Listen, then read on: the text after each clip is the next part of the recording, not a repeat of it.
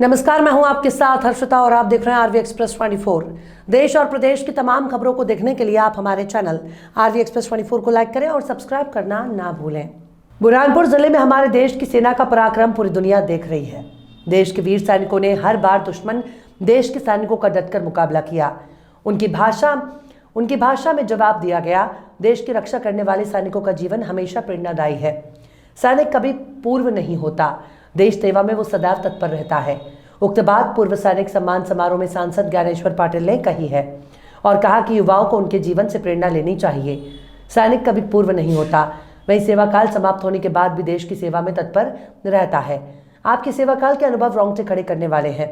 सैनिक सिर्फ अपनी कदकाठी से नहीं बल्कि अपने हौसले से पहचाना जाता है। आपका परिवार भी सम्मान का पात्र है।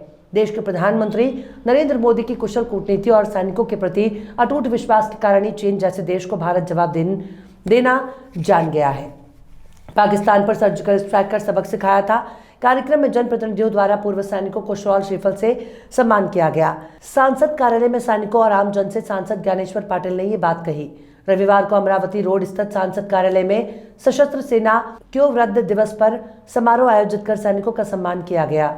14 जनवरी 1953 को पहले एयर मार्शल के.सी. करियप्पा जो सेवानिवृत्त हुए थे, उस दिवस को पूर्व सैनिक दिवस मनाने का निर्णय किया गया था।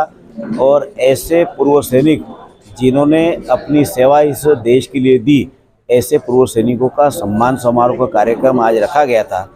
तो इस अवसर पर सभी पूर्व सैनिकों का सम्मान किया गया, क्योंकि सैनिक कभी भी पूर्व नहीं होता, लेकिन क्योंकि जो परंपरा चली आ रही है उसका निर्वहन भी करना पड़ता है। मेरा मानना है कि चाहे वो सेना में 10 साल सर्विस की हो, 20 साल की हो, या रिटायरमेंट हुआ हो या सेवानिवृत्त हुआ हो, लेकिन उसके बाद भी वो सैनिक ही कहलाता है। और ऐसा जज्बा जो है हमारे आने वाली पीढ़ी के मन में भी रहे। आने वाली पीढ़ी को इन ऐसे कार्यक्रमों के माध्यम से एक प्रेरणा मिलेगी और नए लोग ज़्यादा से ज़्यादा सेना के प्रति आकर्षित हो गए। उनको भी ऐसा लगा कि वो सैनिकों का जिस तरह से सम्मान होता है, वैसा आने वाले समय में हम लोग भी देश की सेवा में शामिल हो और हम लोगों का भी इस तरह से सम्मान होते रहे।